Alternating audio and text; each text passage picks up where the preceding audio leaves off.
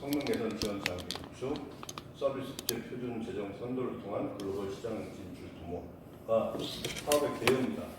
사업의 개요고 필요성은 현재 세계적으로 메가 트렌드가 미국, 유럽 등 선진국에서 이제 세계화, 기후 변화, 그리고 융합화, 통용화, 웰빙이라고 있는데 한글로 번역하다 보니까 통용화라고 썼는데 거기에 맞춰서 이제 농업의 글로벌 시장 경쟁력 확보 및 차세대 미래 성장 산업화 추진입니다. 지금 현재 세계적으로 거기에 이제 드론, 무인 농기계와 사진산업, IoT, AI, 빅데이터 등의 기술을 융합한 정밀 농업 산업이 이제 팽창 중인데 우리나라는 이제 무인 이동체를 활용한 정밀 농업 통합 운영 시스템조차 없습니다. 미국 선진국은 하고 있는 건 아무것도 없어서 그렇다고 하면 뭐 패스트 팔로우로 갈 게 아니고 퍼스트 무버로서 이제 5G 기반으로 무인 이동체를 활용한 적지적자, 빅데이터, 통합 관리는 IoT하고 AI, 로컬 푸드 시스템 연계는 클라우드, 블록체인, 이제 노지 정밀 농업 통합 운영 시스템, 스마트 행동 시스템을 구축하고 수요자 맞춤형 서비스 집중을 통한 트랙 레코드 및 신뢰성 확보로 관련 기업의 글로벌 시장 진출을 지원하겠다. 해야게 된다라는 얘기고요. 그래서 결과적으로는 이제 글로벌 서비스 선도 기업을 육성하는 건데요. 스마트 영농 시스템은 이제 전 세계에 아직 없습니다. 구글은 이제 시설 농업을 갖고 있고, 스마트 영농 서비스 선도 기업 육성과 5G 기반의 이제 무인 이동체 효력성 검증 실증을 통해서 국제 표준 제정을 선도하고 이를 통한 해당 산업의 글로벌 시장 진출 지원, 규모의 경제에 기여해야 한다라고 했는데 아까 제가 국장님한테 TC 신설 두 개 뭘 할 거냐고 여쭤본데 TC를 신설하려고 지금 하고 있습니다.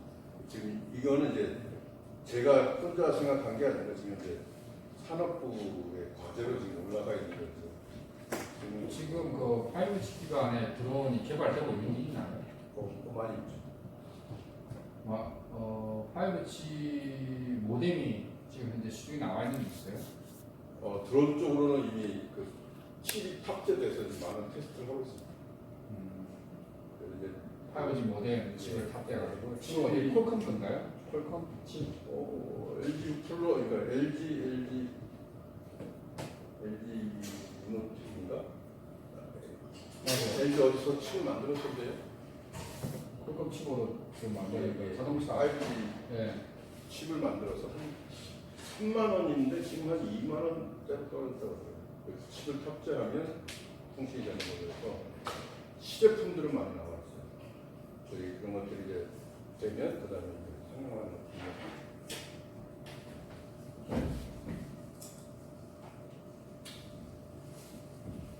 개념도입니다. 정말 수명종처럼 이제 강제, 이양, 파종, 뭐 수학까지 전 분야를 이제 다 아울러서 하고 교육도 하는 걸로 생각하고 있고 스마트 농업이라고 하면 보통 이제 시설 농업, 스마트팜, 이제 구글이 이제 하고 있고요. 구글은 말씀드렸던 대로 이제 111조 2016년도가 이제 만약에 농업에 투자한다면 구글의 무인 자동차, 로봇, 인공지능, 이제 팜 2050으로 들어가면 600조의 브랜드 가치가 생깁니다. 그만큼 시장이 크다. 그러니까 국내 시장은 작지만 글로벌로 가면 크고, 근데 그렇다고 해서 우리가 구글처럼 이쪽 시장에 패스트 팔로우가 될 것이냐? 그다음에 이제 경쟁력이 없어요. 저희가 보면. 다만 노지 농업에 무인 5G 기반의 무인 이동체 기술을 넣어서 스마트 영농으로 나서 전 세계 시장의 90% 이상의 노지 농업, 시설 농업을 시작하면 생산성은 높지만 이 시장을 굉장히 어렵다 하는 시장은 먼저 들어가서 고생하죠. 여기에 들어가기 위해서 TC를 신설하고 무인 이동체 서비스라고 하는 TC를 신설해서 주도를 하자라는 그런 내용을 하고 있습니다.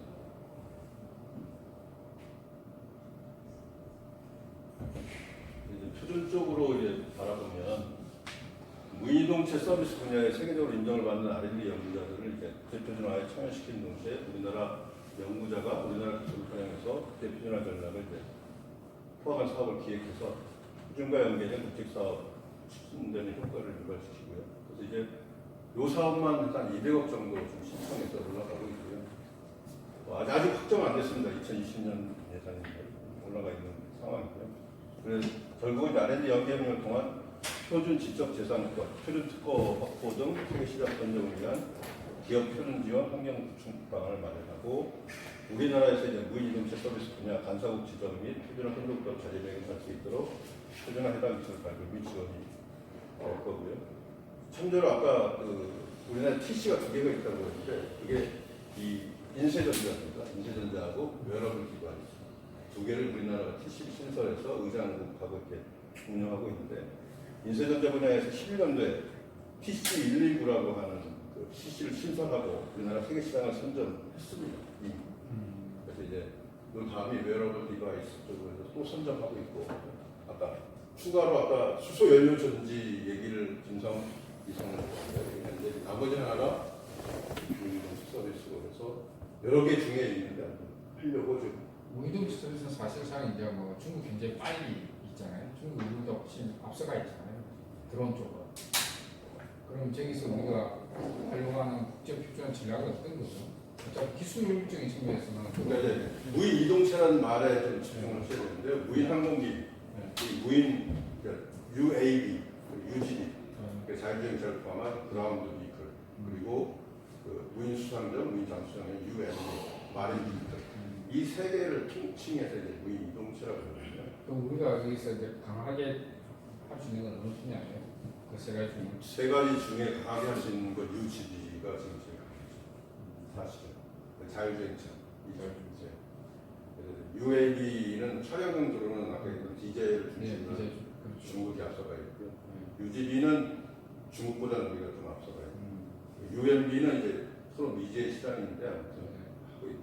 그러니까 이거를 그 각 하드웨어로 경쟁하면 TC가 신설이 안 될 거니까 아예 서비스로 가자. 무인 이동체를 활용한 서비스, 스마트 용품 서비스, 시설 점검 서비스, 해양 도시 관리 서비스 이런 서비스의 국제 표준을 담당하는 그런 TC를 신설하는 하드웨어가 아닌 서비스.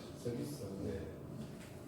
처음엔 자율 무인 이동체라고 이렇게 네이밍했었는데 하드웨어로 하면 타국에서 반대를 해서 우리는 5G 기반의 무인 이동체 서비스. 네. 5G라고 쓰려고 했는데 쓰면 너무 한정이 되니까. 6G가 너무 7G가 넘으니까. 네. 그렇게 지금 네이밍에서 하고 있습니다. 그래서 우리 박인호 원장님 말씀대로 표준을 뭐 어떻게 해야 될지에 대해서가 중요할 것 같아서 이건 넣어놨는데 그냥 다 같이 전체적으로 녹여서 어떻게 할 건지 교수님들이 하실 거고 이렇게 생각하고 있습니다.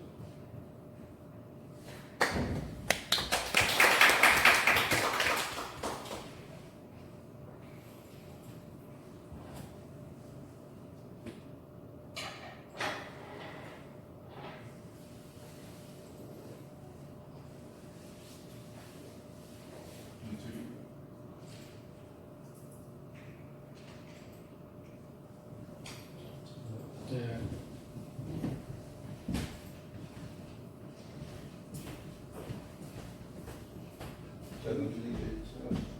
예. 저 같은 경우는 아까 그 말씀하신 것처럼 기술이 좀 많이 나열돼도 표준화까지는 끌어내지를 못하는 것 같은데 그 시간이 그 표준화까지를 많이 생각해 보기에는 시간이 부족해가지고 아예 생각을 못했습니다. 그래서 어쨌든 현재 제가 맡은 분야가 빅데이터라고 그다음에 클라우드, 포그, 엣지 이 분야로 분야가 있는데 그거를 분야를 맡다 보니까 내용이 좀 많아서 일단은 나열을 좀 했습니다. 나중에 교수님께서 보시고 좀 따로 되겠다 그런 거 같습니다. 일단 그 제목상 이런 것들이 들어가야 되겠다는 걸 좀 나열했습니다. 그래서 뭐 제가 생각할 때는 어쨌든 또 이것도 맥락이 이제 좀 처음부터 이렇게 맥락을 좀 만드실 때 맥락이 있긴 한데 어쨌든 이제 그 스마트 비즈니스 자체가 이제 기본적으로 IoT 빅데이터 AI이기 때문에 시스템 자체를 IoT라는 그 컨셉에서 출발해야 된다고 생각합니다. 근데 제가 한때는 이제 스마트 공장을 할 때는 PLC라고 하는 이 거대 장비를 기본으로 쓰고 있는 그 분야다 보니까 조금 접근하기가 굉장히 어려운데 이쪽 스마트폰은 아예 IoT라고 하는 시스템부터 시작을 해야 된다고 생각합니다. 그리고 이제 궁극적으로는 이제 과거에 그 자동화 혁명 때 그러니까 90년 초반 정도 때 때에 비해서 어쨌든 이 빅데이터라고 하는 새로운 분야가 들어와서 이제 실제 데이터를 근거로 한다라는 것을 이제 그 과거에 자동화 혁명과의 차별점을 줄 수가 있을 것 같아요. 근본적으로 저렇게 현재 데이터를 획득해서 모니터링하고 분석해가지고 반영하고 하는 이 플로우를 계속 도는 거죠. 피드백을 계속 돌면서 이제 그 최적화를 찾아가는 그런 구조.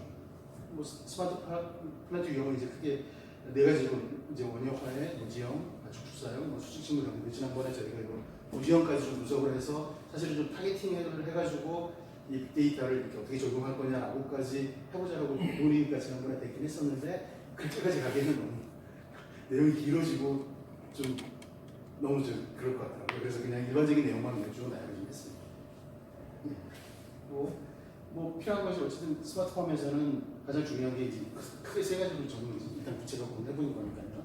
환경을 관리해주는 분야, 작물의 생체 정보를 가지고 측정을 하고 그 작물의 상태를 이제 하는 방법, 작물의 생체 정보를 획득하는 방법에 대한 이제 기법이고요. 그 획득해서 이제 작물 생육이라든가 병해충 관리를 어떻게 할 거냐라는 부분인데 보시는 것처럼 뭐 이런 식으로 이제 센서나 오디셀이나 뭐 이런 것들을 사용하기도 하고 환경을 해야 되니까 모습 동봉이라는 기후 관련한 것들도 다 필요하게 되고 저쪽에 이제 생체 정보는 이제 그 수액을 이렇게 이제 채취를 해가지고 수액 정보로 활용해야 되니까 이게 또 바이오나 뭐 이런 쪽 지난번에 그두분 말씀하실 때 그 지질 검사하듯이 지질에서도 또 바이오적인 연결고리가 있어야 그 땅의 이제 성분을 잘 분석을 하는 이런 또 영역이 있더라고요. 그리고 병해충 생육이나 병해충은 이제 얼마나 잘 자라고 있냐 이런 거를 뭐 화상 카메라라든가 동영상 카메라라든가 또 열화상 카메라라든가 이런 것들을 활용을 해서 그리고 또 로봇가 이제 실제로 움직이면서 또 이렇게 계속 관리를 해주기도 하고요. 그리고 병해충이 발생했다 그러면 이제 그거를 화상으로 찍어서 이제 빅데이터로 분석을 하는 그런 이제 시스템들이 제안이 되어 있는 상태입니다. 그래서 이것도 뒤에를 얘기를 좀 하려다 보니까 그냥 계층 구조를 하나 그냥 한번 이런 형태로 구성이 된다 시스템은 이런 형태로 이제 넣어드리는 거고요. 뭐 당연히 센서, 제어, 유무선 네트워크, 그다음 분석을 해가지고 분석된 정보를 바탕으로 이제 필요한 어떤 서비스를 오케스트레이션 한다라는 이제 계층 구조에서 거기서 이제 저희가 이제 이 빅데이터가 이제 핵심 주제니까 빅데이터를 어떤 식으로 하느냐라는 것을 간략하게 그냥 소개를 해드리는 겁니다. 그러니까 지금 현재 가장 많이 사용하는 게 이제 하드 플랫폼이라고 하는 뭐죠? 플랫폼을 가장 많이 쓰고 있고요. 그리고 거기에는 이제 저기 쭉 보시면은 맨 하단에 하드 플랫폼이 이제 있고 뭐 그다음에 뭐 주키퍼 뭐 스파크 뭐 해가지고 저기 다그 일종의 앱입니다. 앱. 그 오픈 소스에서 사용되는 이제 어플리케이션들인데 저것들이 해당하는 기능들이 지원하는 기능들이 다 달라요. 그래서 그런 거를 잘 조합을 해가지고 이 빅데이터 분석 시스템을 이제 운영을 하는 이렇게 되어 있습니다. 그리고 그거를 이제 궁적으로 또 그렇게 그 플랫폼을 가지고 실제로 데이터들이 발생했을 때 이제 두 가지 형태로 이제 분석을 하게 되는데 지금 이거는 약간 올드한 버전과 신버전을 일부러 좀 넣어드렸고요. 각각 보게 되면은 배치 컴퓨팅과 이제 스트리밍 컴퓨팅이라는 방식이 있는데 배치 컴퓨팅은 저희가 잘 아시는 것처럼 뭐 1년이면 1년, 뭐 1개월이면 1개월 정도 이렇게 저장을 했다가 어느 날 지나간 거 저장해 놓은 걸 한꺼번에 쭉 다 이렇게 한꺼번에 분석하는 게 이제 배치 프로세싱 방식이고 배치 분석 방식이고 이 스트리밍 컴퓨팅 방식은 실제로 데이터가 발생할 때마다 계속 누적하면서 분석을 해나가는 방식이 이제 스트리밍 방식인데 과거에는 이렇게 이제 빅데이터가 시작이 됐다가 최근에는 이쪽의 실시간성의 그 필요성이 계속 증대가 되면서 이쪽의 기능이 계속 강조가 되고 있습니다. 그리고 과거에는 이제 이 맵 리듀서라고 하는 방식을 쓰다가 최근에는 이 안에 스파크라고 하는 그 아까 하나의 에코시스템 중에 앱 중에 하나였는데 저 기능이 굉장히 강력해지면서 제가 거의 이 하드업 자체를 하드업은 물론 이제 파일 시스템이기 때문에 같이 연동을 해야 되는데 스파크라고 하는 그 앱이 굉장히 큰 역할을 하는 형태로 최근에는 바뀌었습니다. 그래서 이제 이거는 그 농진청에서 지난번에 아티클 하나 나온 거를 보여드렸던 거에 맨 뒤에 이제 그 환경을 관리하는 모니터링할 때 온도 관리, 습도 관리, 뭐 일사량 관리 이런 것들을 어떻게 하느냐 이런 내용하고 생산성과 이제 품질 향상을 위한 주요 생육 항목에서 생육 정보 등등등 해가지고 이런 식의 정보들을 계속 관리를 하면서 맞춤 지급을 해줘야 된다는 것이 이제 빅데이터에서 가장 중요한 내용이 아닙니다. 그래서 저 화면이 글자가 좀 잘 안 보이는데 지금 원본인가요? 이게 원본이 있는데 네. 남들은 가장 깨끗하게 하는 정도 사이즈로 해서 이렇게 약간 카피를 뜬 거거든요. 출처가 저기 가서 그린 것처럼 네. 저기 저 농청에서 나온 그 아티클이어가지고요. 근데 너무 원본 자체가 좀 작게 돼 있어가지고 그렇죠. 애매하더라고요. 그래서 저거를 표로 한번 그려볼까라도 생각을 했는데 저 그림을 또 어차피 마찬가지이기 때문에 맞습니다. 좀 의미가 없다 싶어서 그냥 찾아본 것 같습니다.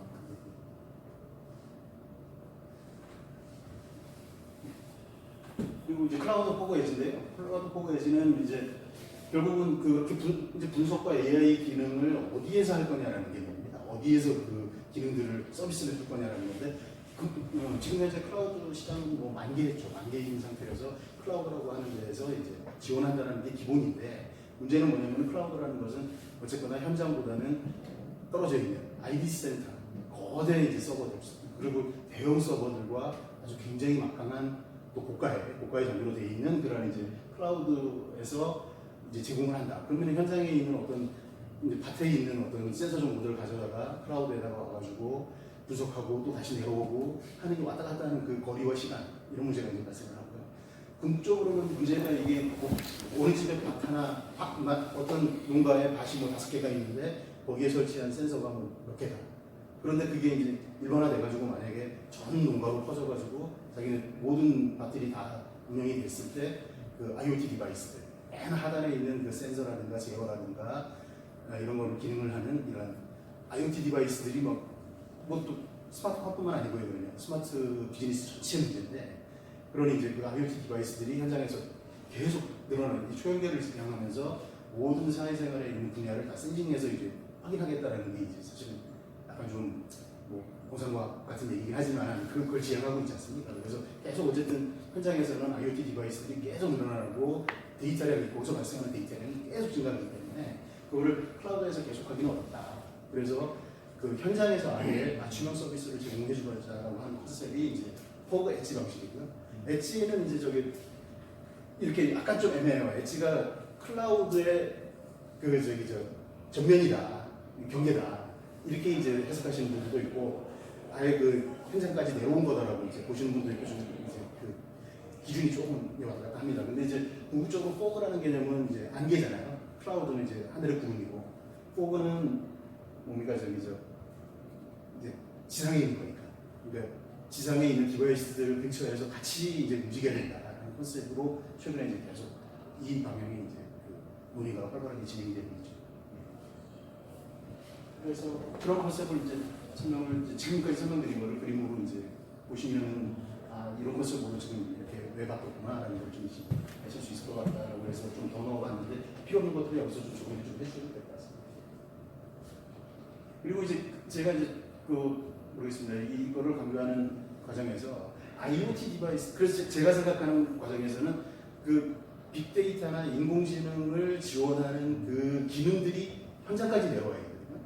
그러려면 IoT를 잘하는 라즈베리파이나 아두이노 같은 이 작은 거 가지고는 사실 힘들어요.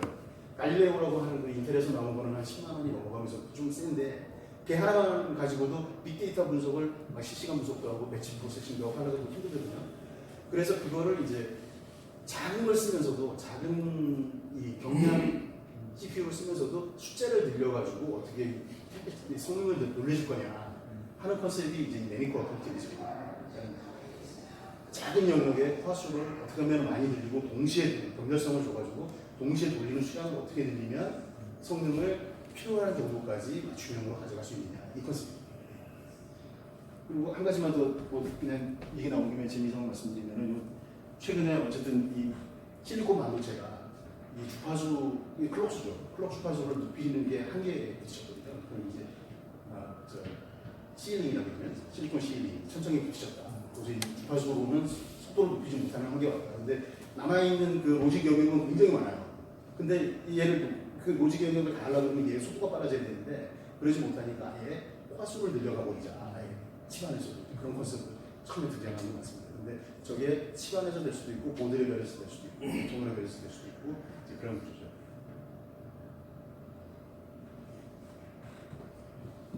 그래서 뭐 예를 들면 보드 레벨에서 이제 암코어를 10 by 10으로 연결해가지고 하는 회사도 있고요.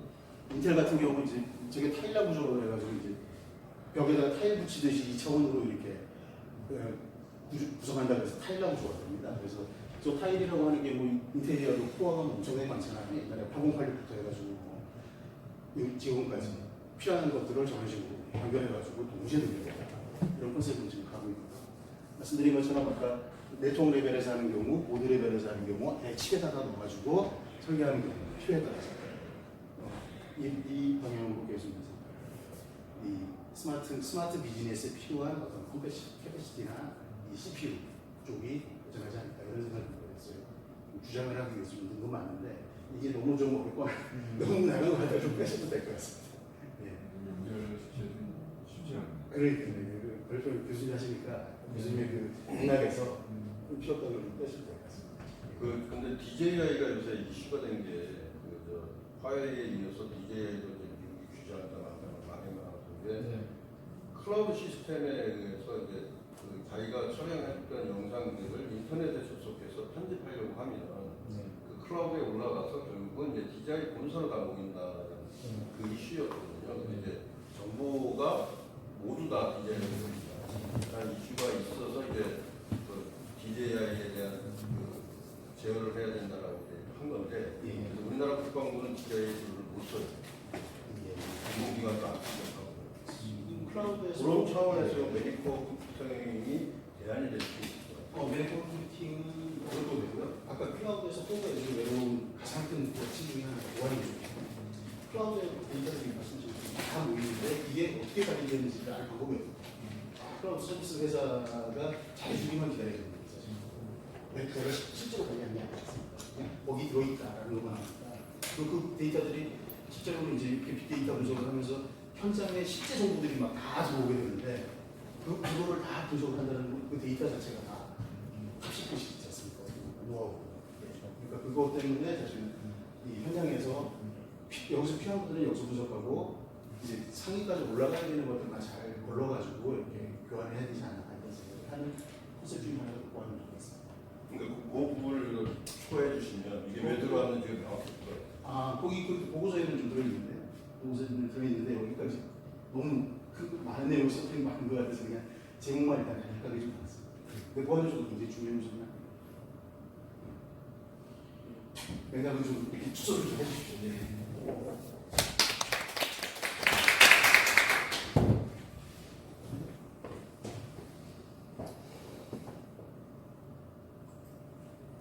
X 치고 넘어. X. 제자님, 교수님 이메일 전화 안 해요. 들어가요. 안 하세요? 그러니까 그냥 스텝 이때 뭐.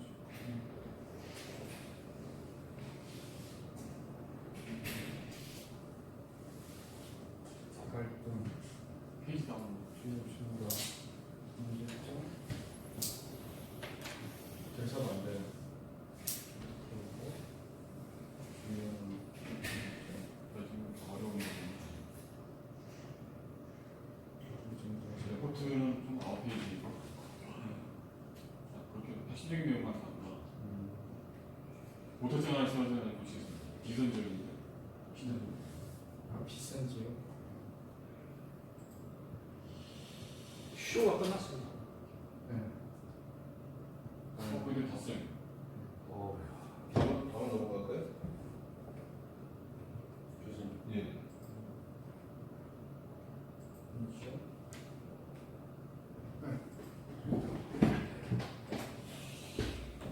저는 제 자료를 한 2장 정도 요약해서 찍었는데 기본적인 이제 컨셉 자체는 스마트팜이라는 것에 대해서 뭐 우리가 이 시대 스마트팜이 이제 인공지능 베이스로 가야 된다는 이야기하고 그다음에 이제 인공지능 베이스의 스마트팜이 왜 필요하냐 결국 이제 이그샘플 2개를 이제 본문에서 제가 한 4개 중에서 뽑았어요. 한 2명 뽑아가지고 제가 이노텍 다니는 때 이노텍 이야기 하나 하셨고 우리가 농지청하고 과제를 3년 과제라서 아직 1년 남았어요. 여기 지금 하고 있습니다. 그래서 저번에 말씀드렸지만 이제 그 카메라를 계속 감시하고 있다가 이제 닭이 움직이지 않는 걸 발견되면 계속 한 하루 정도 계속 움직이지 않다 하면 관리자한테 노티를 주는 그런 어떤 알고리즘을 이용해서 있고요. 다음 네덜란드에서는 그런 이제 스마트폰 프리가 잘하고 있는 그 내용을 잠깐 이제 필요성 넣었고요. 다음 이제 그래서 그러면 이제 스마트팜하고 이제 인공지능하고 가장 밀접한 게 이제 데이터입니다. 데이터. 그래서 마치 우리 농축산업교육청문화원에서 본문에는 있습니다만은 그 데이터에 대한 정의를 표준을 정의해놨더라고요. 그래서 이제 그 관련된 부분들을 조금 더 이제 서비스 정의를 뭐 추가할 수 있으면 더 추가를 하고 기존 나와 있는 걸 잘 확인해서 거기 보면은 스마트폰 환경정보, 작물 생육정보, 유농정보 등 많은 데이터에 대한 데이터에 정의해놨기 때문에 그걸 가지고 기본적으로 스마트팜을 구성하고 있는 그 디바이스들이 지금 그 디바이스들이 기본 그런 정보를 일단 컨트롤해서 다 서로 올라온다고 지금 봐야 되겠죠. 스마트팜 장비라고 한다는 거죠. 근데 요 표준을 따르냐 안 따르냐 하는 거는 이제 그거는 지금 아직 그걸 컨트롤을 만드는 업체의 몫인 거죠. 거의 안 들어요. 거의 안 따르고. 그래서 일단은 전체적으로 데이터를 받아갖고 이제 인공지능을 하려고 한다 보면 그 데이터 목록이 사실은 이 중요하거든요. 그게 표준화된 데이터 목록으로 데이터가 와야지 그걸 가지고 뭐 이게 뭐 문제적 그러니까 뭐 잘 아시겠지만 인공지능을 이제 러닝을 시키려고 하면 양질의 데이터보다는 분량이 데이터가 중요해요. 같은 동일한 조건에서 어떤 게 분량이라는 걸 알고 지가 이제 러닝을 계속 돌리면서 내가 이게 나중에 이걸 분량으로 판단하기 위해서는 기존에 우리가 알고 있는 양질의 분량들이 많이 이제 확보돼야 되는데 그러려면 수집된 데이터의 품질이 중요하고 데이터의 어떤 품질이 중요하다는 것은 그런 표준화된 방법으로 데이터가 들어와야 되는데 그렇지 않고 주구나무로 두게 되면 사실은 뭐 이때 하기가 굉장히 쉽지 않다. 이제 데이터 중요성이 중요하다는 얘기였고요. 이제 그 다음에 그동안 제가 이제 이 과정에 있으면 스마트팜을 하면서 굉장히 이게 참 난이도 높은 거다. 이게 인공지능을 하면 저번에 이야기했지만 이게 같은 온도라도 다 다르고 햇빛의 양도 틀리고 위치에 따라서 다 어떤 방법이 틀리기 때문에 이게 그냥 우리가 하고 있는 어떤 처음에 저는 이제 우리 조류독감 하는 것처럼 그냥 뭐 영상 처리 정도의 뭐 방법으로 쓰면 되지 않을까 했는데 그 값은 택도 없는 것 같고요. 그래서 복합적인 인공지능이 개발이 되겠다. 그래서 결과적으로 추론 관계 정도 할 때 거의 사람의 머리 정도보다 좀 적합한 그 정도 능가할 수 있는 게 있을 수는 없겠지만 아직도 어쨌든 인간처럼 대체할 수 있는 어떤 그 알고리즘 넷이 하나 좀 개발돼야 되지 않을까 하는 겁니다. 그래서 희망사항인데요. 그런 제 말로 뭐 코리아 스마트팜 .net 정도를 하나 좀 만들어가지고 그걸 계속 러닝 시켜서 보면서 한 뭐 1년 정도 지난 다음에 이제 그게 효과성이 있다. 그러면 그거 내 자체 우리 그 스마트팜을 하는 아이디를 하는 업체들한테 오픈 소스로 공유를 하고 서로 간에 또 능력을 거기다 다시 넣는 그런 작업이 필요하다. 본문에 좀 적었는데 적다 보니까 여기는 좀 요약해서 됐는데 교수님도 요즘 잘 아시니까 보시면서 모델을 좀 바꿔주시면 좋겠습니다. 이상입니다.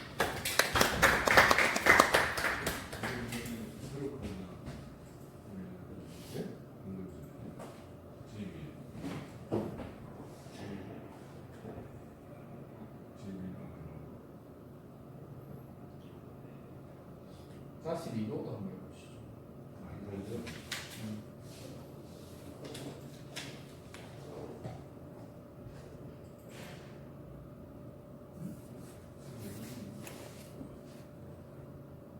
메일로만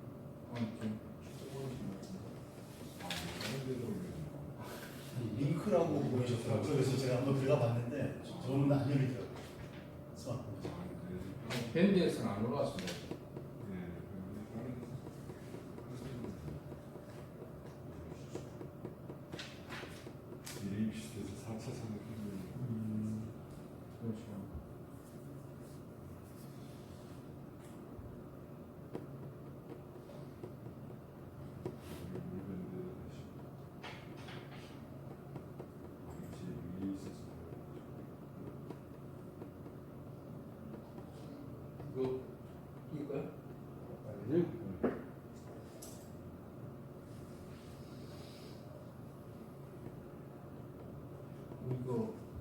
그러면 주무관님 좀 밴드 안 오면 안 돼요? 밴드를 몇 가지 올릴 수 있는 아 그럼 조금 내일 재정적 여력이나 제가 이런 밴드 거 빨리 드릴게요.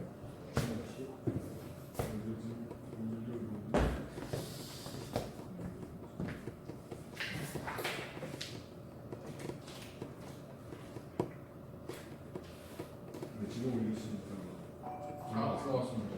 지금 올렸어. 지금 아, 저번 주에 제가 그것이 2교시, 3교시 청소 안 보내가지고 그 저번 주에 했던 거 약간 업데이트 시킨 건데 뭐냐 PPT 파일은 못 만들었고 한글도 좀 했습니다.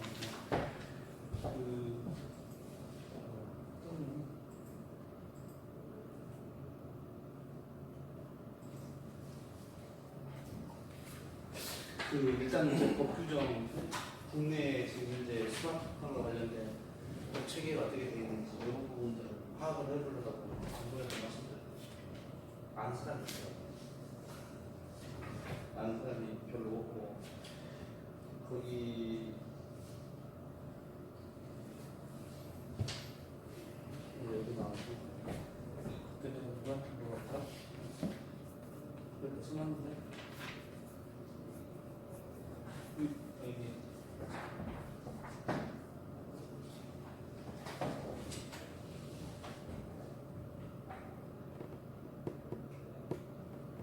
여기 농림축산식품부 식품산업정책실 농업생명정책관 농산업정책과 그다음에 농촌진흥청 여기 스마트폰 개발과가 있더라고요. 그다음에 또 뭐 후군대 또 민간 쪽도 있고 해가지고 이런 쪽으로 분리를 해놨었는데 결국 이제 그런 게 없어가지고 일단은 당연 쪽 33년 그런 이제 체계적으로 지원 체계나 이렇게 근거가 없어서 근데 역으로 대표님한테 말씀드렸듯이 농림식품부 이 여기에 올라와 있는 농식품 사업 지침이라는 게 RFP인데 이게 자세한 것도 있고 그냥 개발적으로 있는 것도 있는데 지원 근거는 확실하게 돼 있더라고요. 그래서 이 지원 근거를 역추적하는 방식으로 현재 스마트팜과 관련된 법률 현황을 분석을 했습니다. 그래서 핵심 키워드는 스마트, ICT, 인복합, 시설 현대 4개를 골랐는데 제 지식이 부족해서 또 다른 게 또 있겠죠. 근데 시간상 또는 여러 가지 여건상 4개만 일단 했습니다. 4개를 했더니 16년부터 해서 16, 17, 18, 19, 4개는 또 분석을 했었습니다. 총 42개 사업이 나오더라고요. 근데 이게 맞는지는 잘 모르겠어요. 그 전에도 있었겠죠? 그 전에도 있는데 왜 안 나올까? 그건 잘 모르겠습니다. 아무튼 안 나오더라고요. 그래서 16년도에 시설연대 17년도까지 해서 이게 연속된 사업이거든요. 이게 뒤에도 나오겠지만은 축산 분야하고 뭐더라? 하여튼 두개 용문에 두 분야가 나오고 그다음에 18년, 19년부터 이제 약간 사업 수로만 봐도 상당히 큰 폭으로 이렇게 증가를 한 것을 볼 수가 있었습니다. 그래서 총 42개 사업을 분석을 해서 봤더니 지원 근거는 이쪽에서 보면 14개 변경하고 지침이 2개, 그러니까 법은 14개고 지침은 2개 이렇게 관련법이 나왔습니다.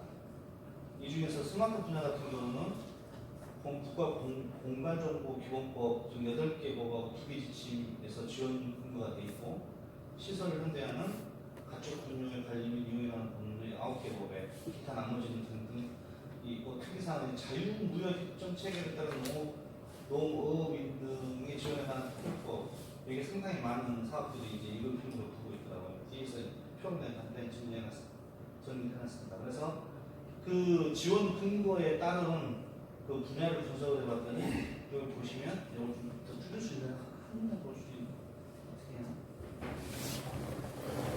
어떻게 해요?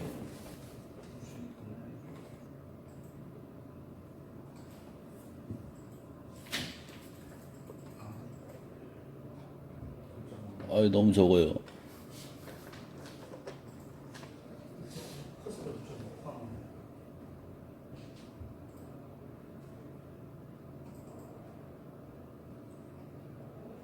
계시죠? 스마트 소프트웨어 하고 시설 현대화 요 두 군데가 메인이더라고요. 다른 데는 가지수는 여러 가지가 있는데 결국은 이 자유무역 협정으로 규정하고 축산법 일부에서 이렇게 돼 있고 나머지는 대부분 다 스마트팜을 시설하는데 다시 말하면 지금 우리나라 국내에서 스마트팜과 관련돼 있는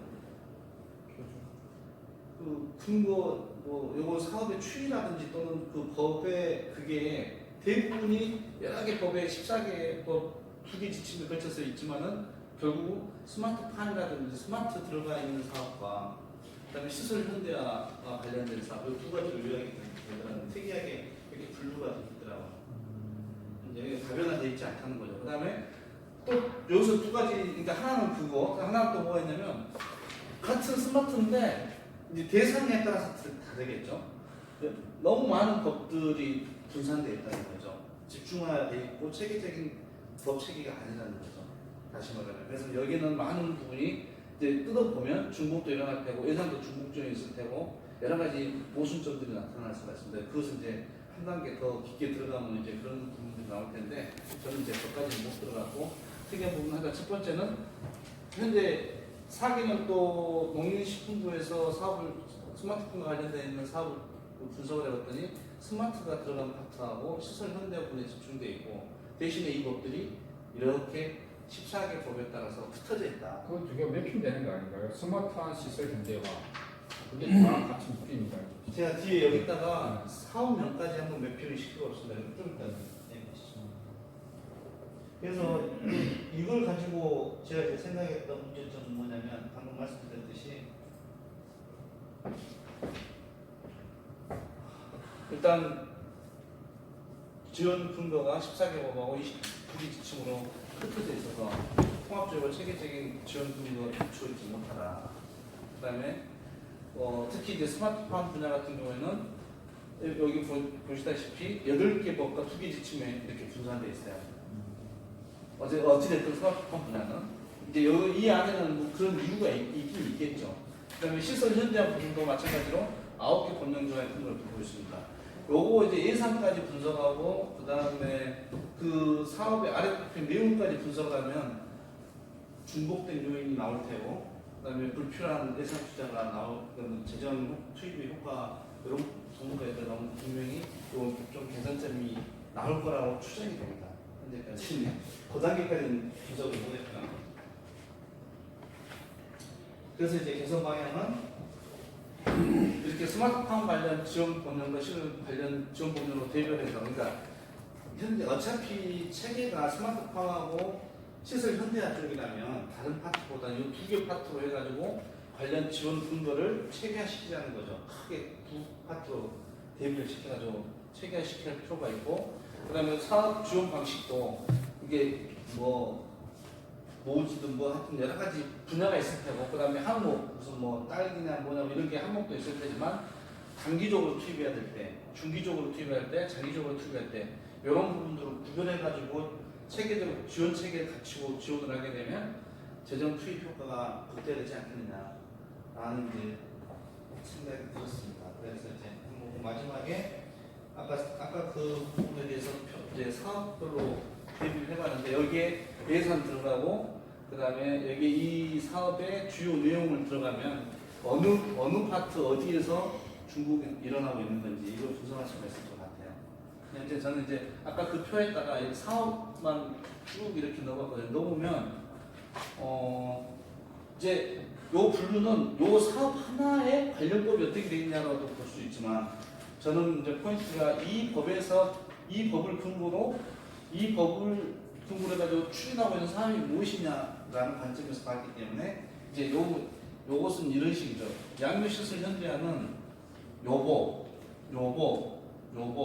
요런 것들을 근거로 해서 추진하고 있는 거죠. 이제 반대로 이제 요것을 주체로 잡으면 그렇게 되는 거지만 저는 이제 요걸 주체로 잡은 거기 때문에 이렇게 나온 겁니다.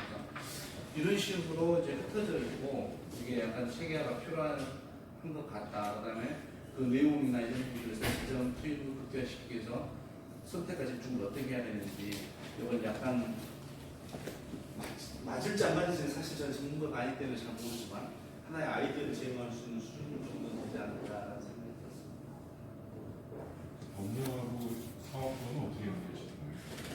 한뭐 상당 단계의 매핑을 거쳐서 연구시켰습니다. 일단은 어떻게 했냐면 순서가 아까 말씀드렸듯이 일단 괜찮나요? 아, 대단합니다. 놀랍네요. 여기서 말씀드렸듯이 역수적 방식을 적용한 거고, 왜냐면 이제 저 같은 비전문가는 오로지 주말 농장밖에 할 줄 모르는데 이쪽을 잘 모르니까 그래서 관련법을 문의 좀 해봤더니 아무도 잘 모르더라고요. 자기도 하다만 닦아는 농식품 이런 거 하면 안 되는데 농식품부 서기관님은 자기도 알고 싶대요. 자기도 스마트폰과 관련된 법이 뭔지. 아 그래요. 얼른 일하세요. 끊었습니다. 빨리 일하세요. 그러니까 그 헤드쿼터에 있는 분이 그 정도 이야기를 할 정도 사실 그것은 그렇게 이야기하면 안 되거든요. 제가 이제 그 누가 이야기하더라도 뭐 필요성이 있어서 지금 준비 중인데 이런 식으로까지 이야기하는데 그렇게 이야기하니까 같은 공무원으로서 약간 그런데 어찌됐든 그게 현실이니까 그래서 역주적 방식으로 이제 그러면은 요 말을 이제 누가 했냐면 그 대구에 있는 무슨 뭐 스마트폰 하는 그 박사님이 계시는데 그냥 적어놓으려다가 잊어먹고 완전 전번에 드린 페이퍼 출연 있으시죠? 거기에 그분 이름이 나와 있어요. 근데 약간 그분이 이 RFP에 보면 지원 근거가 있으니까 그걸 가지고 검토를 해보면 될 거다라고 이야기를 해주셔가지고 그 사이트에서 이렇게 16년부터 이 42개 사업을 싹 발랐죠. 이 키워드를 가지고. 예, 그렇게 해가지고 그 키워드를 가지고 발라봤더니 엑셀 파일로 쭉 이제 마지막 표에 있는 매칭을 시켰죠. 그래서 거기에 나오는 것은 이제 메인이 이 사업입니다. 이 사업인데 이 사업의 그 아래 보면 지원 근거들이 쭉 나옵니다. 이것을 지원 근거를 일일이 찢어가지고 제가 이제 분석했던 요 테마별로 체크를 해두는 거죠. 그렇게 해놓고 나서 일일이 찢어서 이 법을 기준으로 다시 정리한 겁니다. 이렇게 했더니 이렇게 나오더라고요. 그래서 이제 자 그러면은 자 중요한 것은 자 농촌 및 식품산업기본법에서는 여러 가지 조항을 근거로 사업을 하고 있는데 어떤 사업들을 지금 하고 있고 그 사업들은 주로 분야가 스마트팜이냐 시설현대하냐 이런 식으로 이제 분석이 되는 거죠.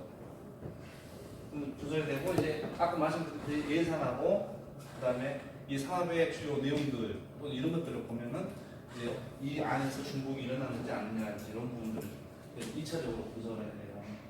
어느 정도 이제 안 될 수도 있고 될 수도 있지만 그런 부분들이 파악이 될 때 그다음에 이게 단발성이냐 아니면은 아까 말씀드렸듯이 이게 뭐 연속성을 가지고 가는 거냐 아니면 어떤 중장기 계획을 가지고 가는 거냐 이런 그다음에 어떻게 가져가는 게 효과적인 거냐 그 내용을 보면서 이렇게 보면은 그런 부분까지도 계산된 제안을 내놓을 수 있지 않을까 이런 생각입니다.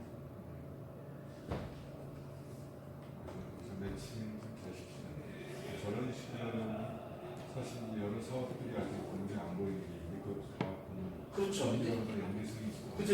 이제 여기서 이제 키워드하고 연도하고 이런 것을 조금 더 다양하고 풍부하게 해가지고 하면 최소한 10년치를 분석한다든지 또 키워드도 요거 말고 이제 저는 잘 생각나는 것대로 그냥 한 건데 요거 말고 더 관련되어 있는 것들을 한다든지 이렇게 하면 요게 이 양이 훨씬 더 풍부해지고 여기 예산 부분하고 그다음에 몇 년짜리 사업이었냐 이게 언제까지 시작하는 건지 이런 것까지 분석이 되고 내용까지 분석이 되면 상당히 많은 이슈들을 발견될 수 있을 것 같아요. 일단 융복합이라는 어떤 ICT 융복합이나 워드가 들어가 있는 사업은 현재 없네 그죠? 네, 이게 단독 사업이 특이하게 네. 융복합은 단독 사업이 없었습니다. 이것은 전부 스마트하고 연결되어 있거나 ICT와 연결되어 있거나 특징 아까 위에서 그 말이 언급되는데 스마트 ICT 융복합. 네, 융복합은 분석을 했었는데 어디다 내가 안 써놨을까요? 써놨을 텐데 여기다 써놨는데 여기다 안 써놨는데 융복합은 여기네요. 융복합 분야는 스마트 또는 ICT 분야와 병행해서 추진됩니다. 단독 사업이 아니라 네, 그렇게 되어 있다. 그래서 저는 스마트로 분류하신 거예요? 아니 그대로 있는 그대로 했죠. 있는 그대로. 있는 그대로. 근데 여기에 분류가 그래서 이렇게 되어 있는 거죠. 스마트 이렇게 되어 있고 이렇게 되어 있고 그대로 그게 스마트 IC 인국합이라는 워드가 들어가 있는 사업. 그렇죠. 빨리 만들어야 되겠네. 그건 이제 뭐 전문가님께서 이제 알겠습니다. 여기까지 알고 맞죠? 이걸 보고 맨 마지막 페이지 요거 마지막 이게 아니라 이게 농업 분야에서는 그 ICT 융복합이라는 말보다는 시사현대화를 많이 쓰다가 그게 다 스마트로 바뀐 거예요. 그러니까 그럴 수도 있어요. 시사현대화를 스마트로 바꾸면 다 바꿔져요. 그러니까 그게 뭐냐면 연도를 분석하면 나옵니다. 이게 지금 이 연도까지 이제 모토리 그러니까 어쨌든 느낌은 어떤 시설 현대화, 시설 스마트화에 일단 집중되는 것 같고, 그죠? 그럼 향후에 이제 우리 해야 될 부분은 농업의 ICT 인국합이라는 워딩으로 그렇죠. 스마트화를 해야 돼요. 그렇죠. 네. 그 요거 보면 딱 그게 나오죠. 왜냐면은 밖에 없어요 이게. 스마트팜이라는 용어 자체가 우리나라에서 많이 쓴 게 아마 저때쯤일 것 같아요. 2015년. 그 전에는 이제 농식품 ICT라는 말도 많이 썼고, 옛날 2005년 농민용 때 쓰던 게 유비쿼터스, 유비쿼터스의 농업도 써놓는 것이고, 그리고 그 전에는 하여튼 저기 스마트 ICT보다는 농식품 ICT, 그래서 농업 ICT도 나오고 IT 그런 게 있었기 때문에 전에 거잘 그래서 저는 뭐 PPT 자료는 노표 한 장이면 될 것 같아요. 여기서 설명이 다 어느 정도 다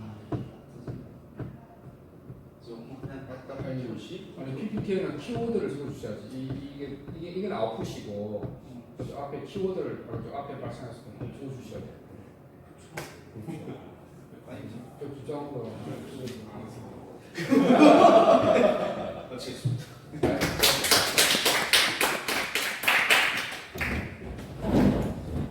근데 없죠. 다시 할 수 있는 거 있나요? 아니 다 하세요. 하신 거 같아요.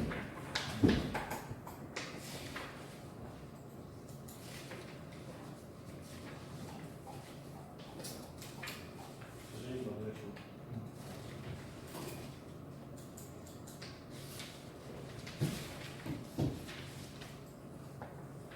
저는 오늘